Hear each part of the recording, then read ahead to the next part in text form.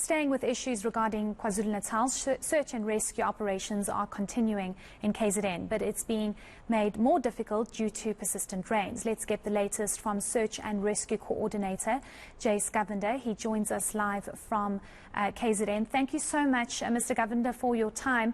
I'm sure the circumstances are extremely difficult given the fact that the weather forecast shows that rain is going to persist today. Thank you, Heidi, and to your viewers. Conditions have improved, although the water has subsided in the Sipingo area. Operations are on the way to mop up and clean up. There's still a lot of spillage all over, but the guys are on the ground and they're working and they're doing a fantastic job. Maybe just speak to us about how dire the situation is where you are in KwaZulu-Natal, because we know that thousands of families are still looking for their loved ones and their homes have been completely washed away and damaged. Where you are, can you tell us how dire the situation is? Okay, the area that I am in down at Isipingo and that we are running operations to mop up, there was just one loss of life, was a little girl by the name of Jolene.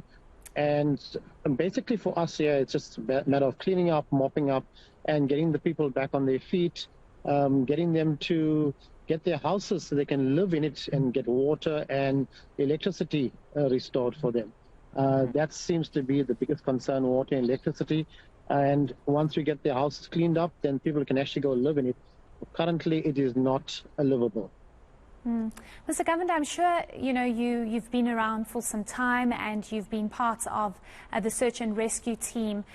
Is this something that you've seen before? Because we've covered KwaZulu-Natal floods for years now, but many are saying that this is probably the worst.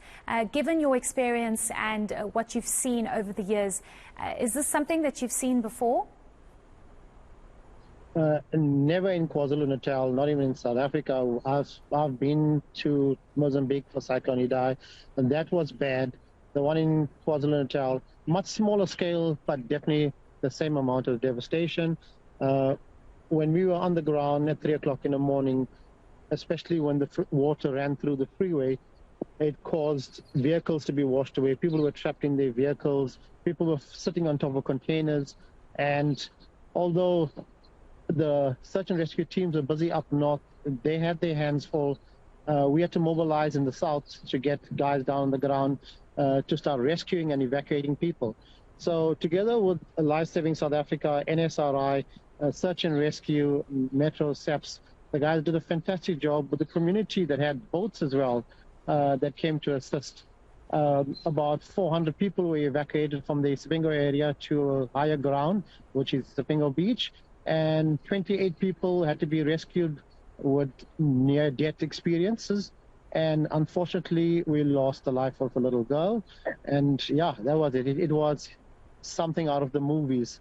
The water on the freeway was probably going at about 20 knots. So it was almost difficult to get boats in there. But the guys that did operate the boats from SA Life Saving, myself, and the NSRI guys did an amazing job. And it's because of these teams that were on the ground and that there were so few lives lost in the Sipingo and the South Basin area. Certainly. You said it's something out of a movie, and I would say a horror movie. You've spoken about the fact that there are issues with water and electricity in the area that you are in now in KwaZulu-Natal. What other immediate needs are needed for community members there? I know healthcare facilities in other parts of KwaZulu-Natal have been damaged, and there's a desperate need for healthcare as many of the communities and residents there need that healthcare assistance. What can you tell us is of need at the moment where you are? Okay, definitely if water can be shipped in or tankered in, bottles of water, clothes, food. The guys of the local Muslim communities and the surrounding areas are doing a fantastic job. Gift of the Givers is on the ground, but there's still a lot of areas that needs to be reached. Remember, the guys that bring food and water can probably service people once a day. People need food 3 times a day to sustain themselves. So if other organizations can come in, the Isipingo, Dakota, informal areas, Isipingo Rail, Adams, Fulweni, all those areas need assistance, and any assistance will be accepted. But please go through the correct channels in those areas. There are NGOs on the ground. Gift of the Givers is on the ground, and go through them, and they will channel those resources and to the correct people.